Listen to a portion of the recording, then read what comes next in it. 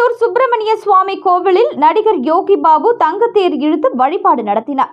அறுபடை வீடுகளில் இரண்டாம் படை வீடான திருச்செந்தூர் அருள்மிகு சுப்பிரமணிய சுவாமி கோவில் சிறந்த பரிகார ஸ்தலமாக விளங்கி வருகிறது. இந்த கோவிலுக்கு அரசியல் பிரமுகர்கள், சினிமா பிரபலங்கள் வந்து சுவாமி தரிசனம் செய்வது வழக்கமாக இருந்து வருகிறது. இந்த நிலையில் நடிகர் யோகி பாபு மாதந்தோறும் திருச்செந்தூர் முருகனை வழிபடுவதை வழக்கமாக கொண்டுள்ளார். இந்த நிலையில் இன்று தங்கத்தேர் இழுத்து வழிபாடு நடத்தினார். மேலும் கோவிலில் உள்ள திரி சுந்தரர்கள் சார்பில் அவருக்கு ரோஜா பூ மாலை அணிவித்து வரவேற்கப்பட்டது. இதனையடுத்து கோவில் யானை தேவானையிடம் ஆசிர்வாதம் பெற்று தங்கத்தேரை இழுத்து கிரி பிரகாரம் வலம் வந்து வழிபட்டார். ரசிகர்கள் யோகி பாபுவுடன் செல்ஃபி எடுத்து மகிழ்ந்தனர்.